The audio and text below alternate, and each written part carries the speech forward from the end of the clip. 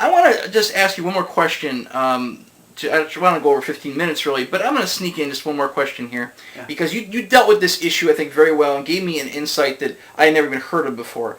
And that was, one of the concerns about racism in the processes of Scientology is the South African rundown. Is that what it's called? The South. Yeah.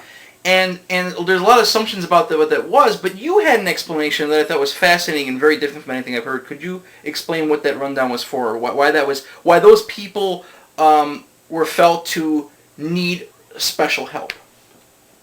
Well, yeah, this came up for me right at the very beginning of Scientology. I got in 1969, and at that time I was married to an African-American woman, and we were both on the bridge, and I ran across this South African sect check.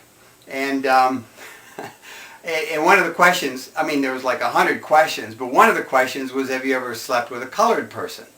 You know? And I go, what was this? You know, it was like, did Hubbard think that, you know, you shouldn't do that?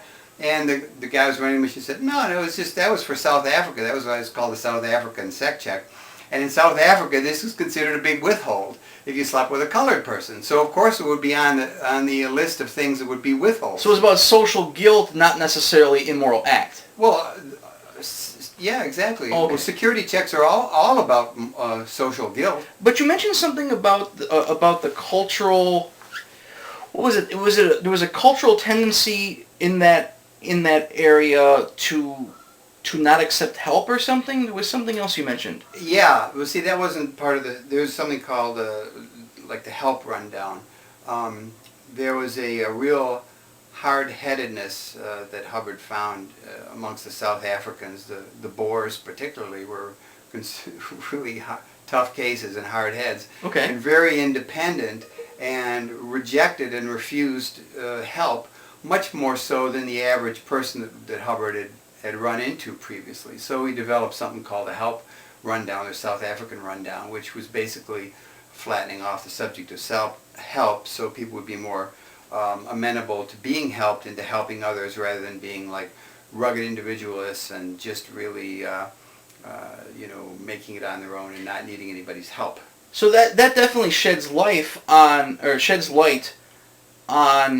the statements he made about the difficulty of working with people from South Africa, in a very different way than the blanket explanation that we see on Wikipedia or even in the You're talking about the Dutch.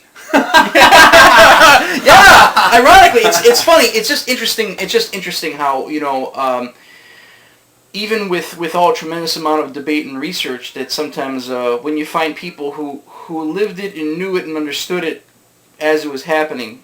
I guess that makes you a living historian of sorts, really, for this sort of thing. Well, yeah, and just another point about Hubbard is when he went to Rhodesia in '66, one of the reasons why he got booted out of Rhodesia was the powers that be, this Ian Smith, was afraid that Hubbard was too democratic, that he would teach Dianetics and Scientology to the blacks and they would demand the right to vote and other things like that. So, you know, he was definitely perceived as somebody who was much more liberal on these subjects than the average person of those times. Wow. Interesting. Very interesting.